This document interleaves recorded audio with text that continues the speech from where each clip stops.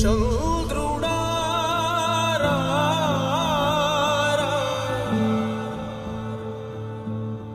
ఇంద్రుడై